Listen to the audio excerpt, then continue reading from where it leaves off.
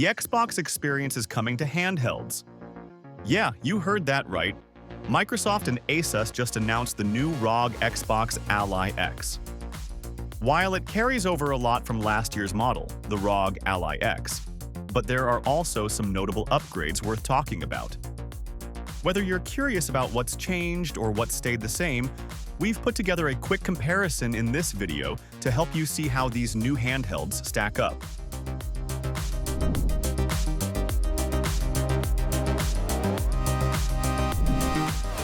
At first glance, the Xbox Ally X and the ROG Ally X look almost similar.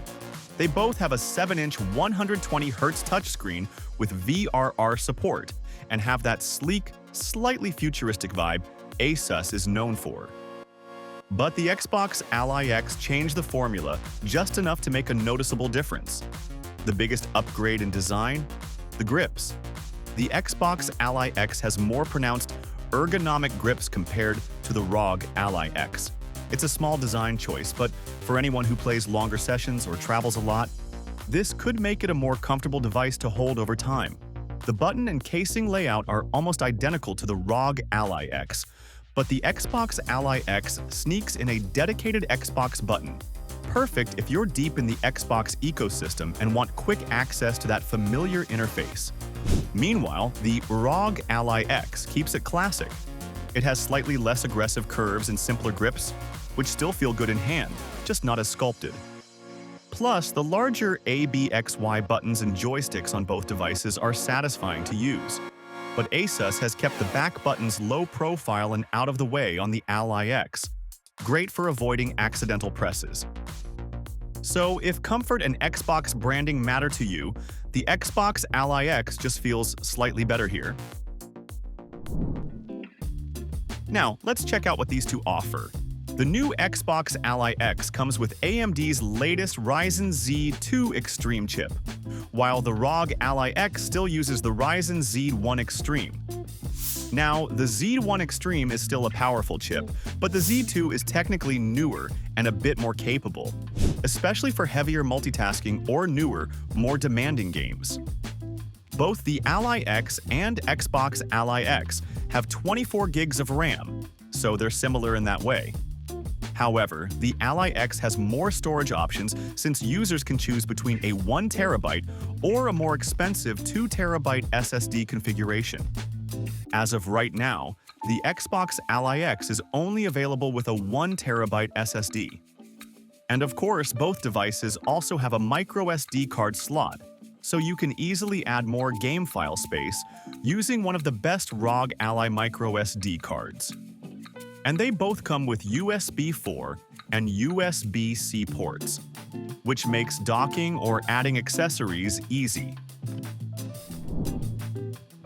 When it comes to performance, the new Xbox Ally X will likely be able to run games better due to its next-gen AI Z2 Extreme processor and its Windows-reducing capabilities. Now, while the raw performance bump is expected to be around 10 to 15%, which isn't all that much, but when coupled with the Xbox Ally X's other new features, it theoretically creates a better device. And these improvements might not only help games run better, but they could even help the battery last a bit longer, which is always a plus for handheld gaming.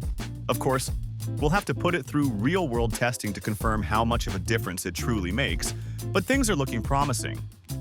On the other hand, the Ally X also holds up pretty well in gaming performance. You'll be able to run most modern AAA games at 1080p with medium to high settings. And it really depends on the game you're playing, but overall it's quite capable. As for battery life, the built-in 80 watt-per-hour battery gives you about 2 to 3 hours of heavy gaming. And if you're just watching videos or doing something lighter, it can stretch all the way up to 14.5 hours, which is impressive. To be more specific, during battery life testing with GTA Online, the Ally X managed to last almost 2 hours in turbo mode. So while it's not an all-day gaming device, it definitely gives you enough for a few solid sessions before needing to recharge. Okay, now let's see how their prices compare. The upcoming Xbox Ally X is expected to be more expensive than the current ROG Ally X. And that's mostly because it's using AMD's new Ryzen AI Z2 Extreme chip and comes with a few upgrades. As for the ROG Ally X itself, it's available in two storage options. The 1TB version is priced at $900, while the 2TB model goes for $1,000. And it's worth noting that the ROG Ally X handhelds have gone up in price by $100 in the last few months, likely due to the US-China tariff situation, which are making imported tech a bit more expensive. Whether the prices will drop again in the near future is anyone's guess, but for now, it's something to keep in mind if you're planning to buy one. Now, which one's better? Well, it depends on what you're looking for. If you want something that feels more like an Xbox, with a cleaner gaming interface and slightly better comfort, the Xbox Ally X might feel more natural to use. But if you're all about having more storage and don't mind sticking with the previous gen chip, the ROG Ally X is still a strong choice. And honestly, you're getting a great handheld either way. It just comes down to what fits your style better. So, which one would you love to pick? Let us know in the comments below. If you found this video helpful, don't forget to like, share, and subscribe for more. Thanks for watching. We'll see you in the next one.